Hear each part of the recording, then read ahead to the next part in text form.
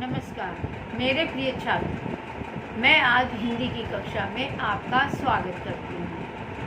आज हिंदी का विषय है पत्र लेखन।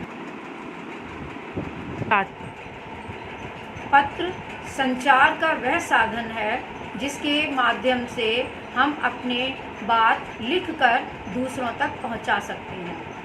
आज के इस आधुनिक युग में एसएमएस, इंटरनेट आदि के द्वारा हम अपने विचार लिखकर पहुंचाते हैं, किंतु कई जगह ऐसी हैं जहां पर पत्र लेखन के द्वारा ही हम अपने विचार कह सकते हैं। जैसे प्रार्थना पत्र, सरकारी कार्यालय आदि में पत्र द्वारा ही हम अपनी समस्या बता सकते हैं। इसके माध्यम से ही हम अपनी बात अपने सगे संबंधियों, प्रियजनों, प्रधानाचार्य, संपादक महोदय, पुस्तक विक्रेता आदि तक पहुंचा सकते हैं। आज मैं आपको पत्र लिखते समय हमें किन किन बातों का ध्यान रखना चाहिए, ये इसके बारे में समझाने जा। तो आज मैं आपको वो समझाने जा रही हूँ जिससे आप एक अच्छे से पत्र लिख सकते हैं और बहुत आसानी से आप अपना पत्र लिख सकते हैं। सबसे पहला आपको करना है, पत्र की भाषा सरल और स्पष्ट होनी चाहिए।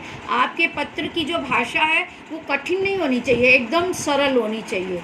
और वाक्य बहुत छोटे छोटे बनाने चाहिए आपको, क्योंकि जितने हम लंबे वाक्य बनाएंगे उतनी ही हमारी गलतियां ज़्यादा होंगी। और मात्राओं का भी हमें पूरा ध्यान रखना चाहिए। लिखावट भी हमारी साफ और सुंदर होनी चाहिए। मान लिया हमारी लिखावट गंदी है तो हमारा वो बिल्कुल कुछ नहीं समझ पाएंगे कि हमने क्या लिखा है, और ना वो हमारी बात का रिस्पॉन्स दे पाएंगे। तो इसलिए हमारी लिखावट भी साफ और सुंदर होनी चाहिए, जिससे पढ़ने वाले को समझ में आ जाए। उचित विराम चिन्हों का प्रयोग करना चाहिए। विराम चिन्ह का बहुत महत्व होता है, क्योंकि गलत विराम चिन्ह लगने से गलत मीनिंग निकल जाती है कई बार। तो इसलिए हमें विराम चिन्हों का भी उचित प्रयोग करना चाहिए।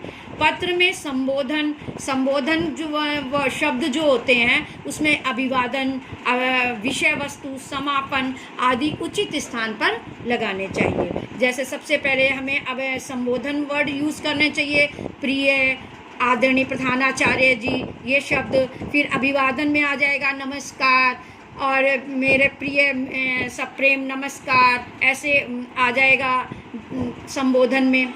विषय वस्तु में हम उसका सारा वर्णन करते हैं। समापन में अपना लास्ट में आपका आज्ञाकारी, आपकी आज्ञाकारिणी, इन शब्दों का प्रयोग करते हैं। इस प्रकार आज की कक्षा में हमने हिंदी के पत्र लेखन के ढंग के बारे में विस्तार से समझाया। आशा करती हूँ कि आपको समझ में आ गया होगा। अब अभ्यास कार्य में पूछे गए प्रश्नों के उत्तर आप आसानी से देंगे। कोरोना से बचें।